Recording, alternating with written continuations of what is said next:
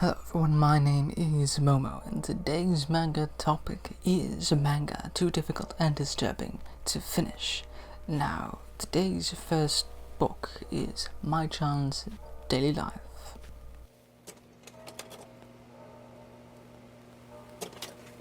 Now, from author and creator Uziga Waita, he is mainly known for Eroguro, the type of artwork that consists of both hentai and gore. His name is a pun in itself, Ujiga Waita, which translates into the maggots have gushed forth.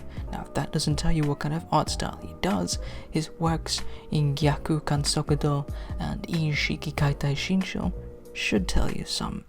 It's a collection of gruesome horror stories that continuously take it too far. Now, My-chan's story is a bit of a sad one. It is taken from one of Uziga Waita's prior stories that just happened to get a spin-off of My-chan's Secret Life to My-chan's Daily Life. I guess curiosity rolled with that, and given that it's a good premise, I can see why there was a spin-off. It is about a maid who happens to be immortal. As long as she has organic material around her, then she can recover from any injury. Now you'd think, hey, you got an immortal maid there. That's a good premise, let's involve some science in this. No. We're just gonna involve hentai. Lots and lots of gruesome hentai. And that's pretty much as much plot as you're gonna get. It is a lot more shock factor and black humor than anything else. It'll go, humor, go, humor? Maybe. It is not something that you will get a lot of character development out of. You'll see some few pages where My-chan will say, hey, I really don't enjoy this. They'll crack a joke, she'll laugh, that's what she'll drop it. Otherwise, the story just goes on in itself just to top itself off of what's the next most gruesome thing that they can do.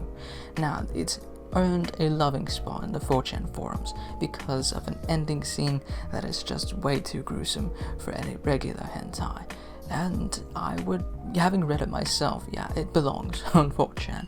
But if anyone knows any 4chan users, they know that they can stomach a lot, so knowing that it's on the 4chan forums, only dive into the story if you can stomach it. I wouldn't read it if your stomach is easy to churn. It does have a live action. The live action can have a face value as well. It's not going to be too thick in plot. Again, it is very shock value, and that's why it's at the kind of bottom of my list of disturbing things that I've read, but it's not to say that it didn't have that punch. Now, on the side over here, since it is a hentai, I will be putting the categories because it is a hentai, I might as well jump into this manga and this film if you can both stomach it and you don't mind that plot isn't something that they worry about too often. The ending scene, I will give you a hint, it involves a blender. Now, if you know the ending to this, just don't spoil anything for anyone else who's trying to read it. But, blender, yes, indeed, blender. It does blending things of a blending variety that, Hey, there go the Doritos. Oh my god. What? I like the fish. The aroma that we're getting here it's a wonderful bouquet. It's just beautiful. There we go. Oh, look at this. She's really frothy. Let me see. You want to smell? No, I really don't. No. Come on, you do. No. All right, here we go. It's gonna be good. Bon appetit. Oh God. Okay.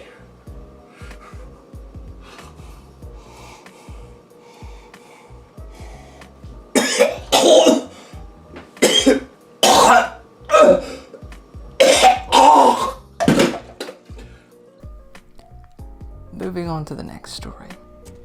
Umareru Kachi by Yosuke Nagase.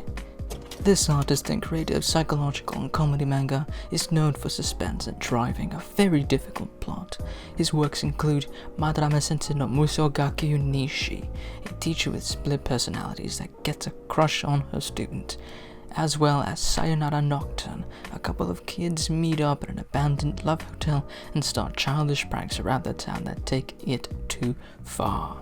Umareru Kachi is one of those stories that will have you gripping the edges of your laptop or however you're reading it, and both have you screaming and trying to punch your screen.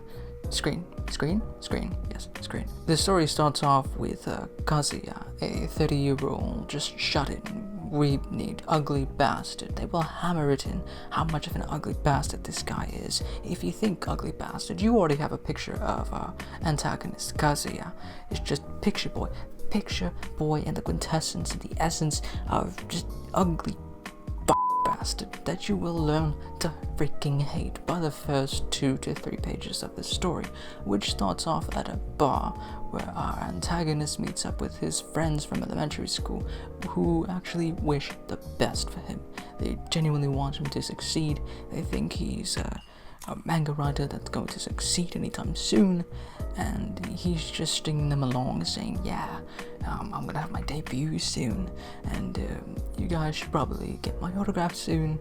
And it's disheartening because of later events, but he stumbles off into the night, grumbling and mumbling about how his friends' lives are much more better than his, and how much he resents them, and how much he didn't get to do in his past. So he stumbles off into his elementary school, drunk, and gets caught by a guard with his chonus down, with his unmentionables wrapped around his schoolgirl swimsuit for whatever reason, and he races off to the rooftop, and down he goes, off the rooftop into the past. Now for context, you wanna think Erased the fantastic story about a protagonist who wants to figure out the murder, who wants to figure out how to save the girl, except our antagonist in this story, Kazuya, is nothing like that. He is the complete utter opposite, and he will do anything to get his hands on what he needs, which is just to get his jollies off.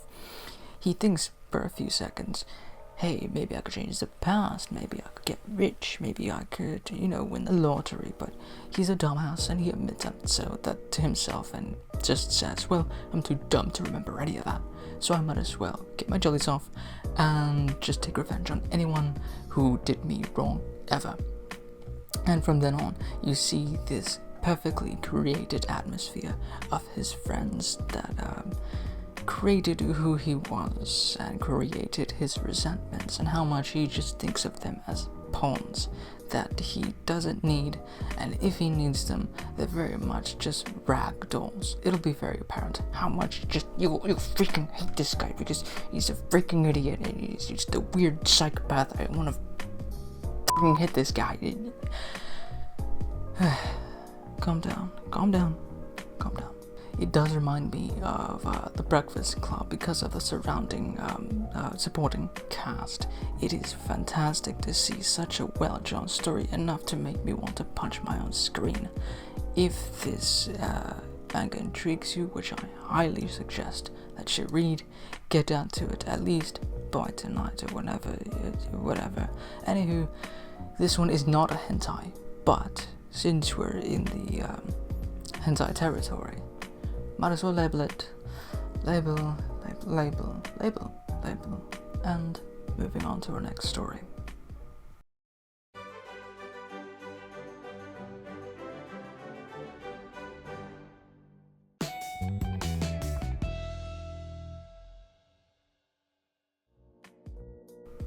Henshin, Emergence, or Metamorphosis by Shindo L. This doujin artist is a New Yorker from Queens who moved to Tokyo to pursue his doujin dreams, and he's created such things as TSF Monogatari. After an accident, a guy named Takumi is given gene therapy to save his life, but it changes him into a woman with a ramped up sex drive, as well as Boudica, a Fate Grand Order doujin, and on his spare time creates skins for the game Darkest Dungeon.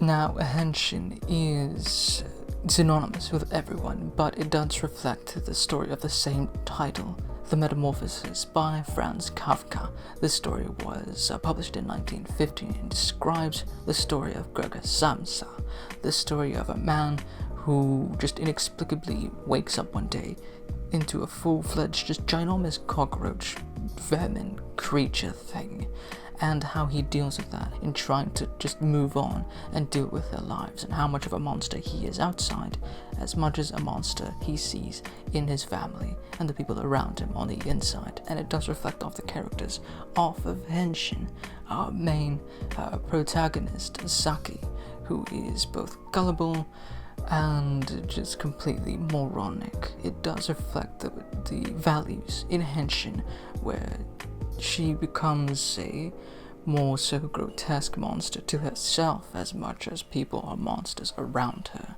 and how she deals with that. She does get into drug use, so be prepared for lots of heavy drug use throughout the entire story.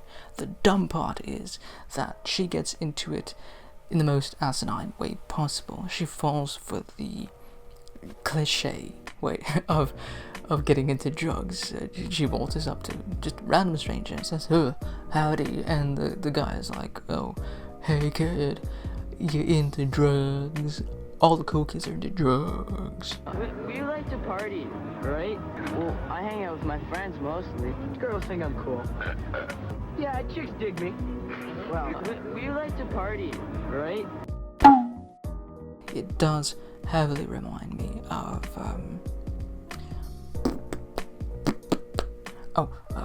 Requiem for a Dream, the film that came out a few years ago. It does mirror this entire story, where people are trying to get the high off of both happiness and their own image as well as their own life, and trying to just grab a hold of themselves with whatever situation might grab them.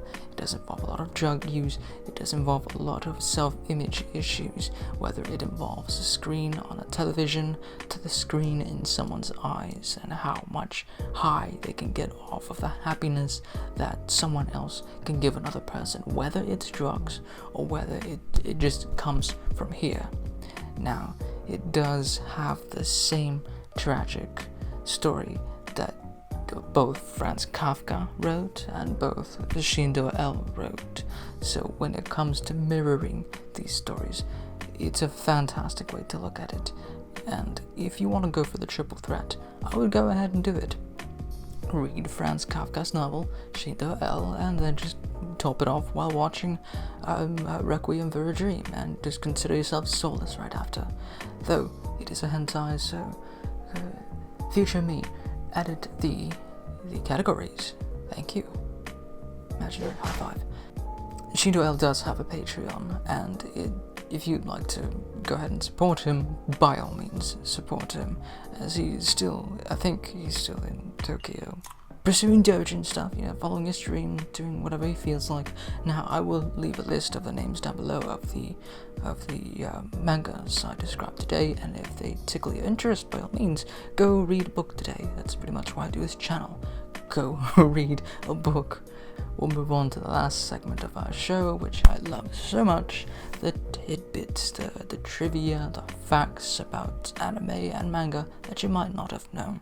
So, let's roll on to the first clip of our trivia facts. Did you know?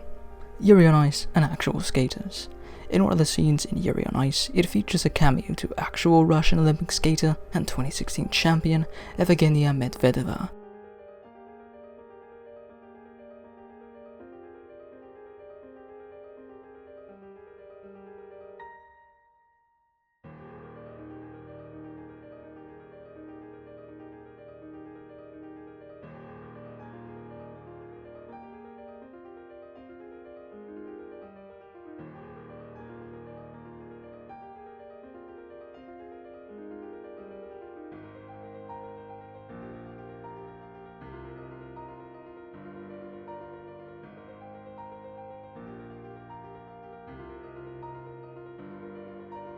Who isn't afraid to show a love of anime, as well as an adoration for Yuri on Ice itself. The skater is also later given a drawing from author Kubo Sensei himself of her and Victor. Malcolm in the Middle's anime reference. The hit US sitcom Malcolm in the Middle actually shows a snippet of an anime in its intro that turns out to be the 1998 anime Nazca. Evangelion's not 8 PSA. People mistakenly believe the cast of Evangelion recorded an 8 PSA, where voice actors for Shinji and Asuka recorded an 8 PSA for my hometown, the city of Houston, where the voice actors Spike Spencer and Tiffany Grant pretend to have sex, while the narrator says, "One of these kids is killing the other," while reeling off facts about protected sex and AIDS. The acting was deemed too good and was never aired.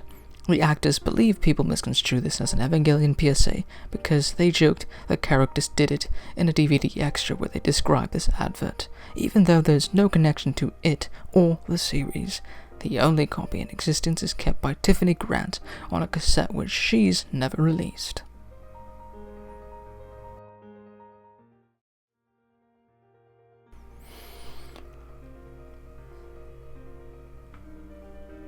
Why are you here?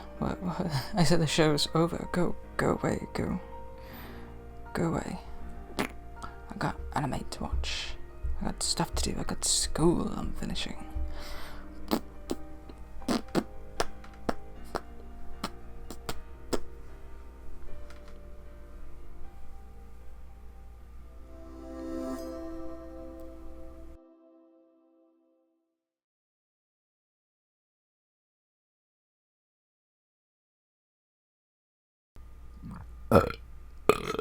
Morty. Oh, excuse me.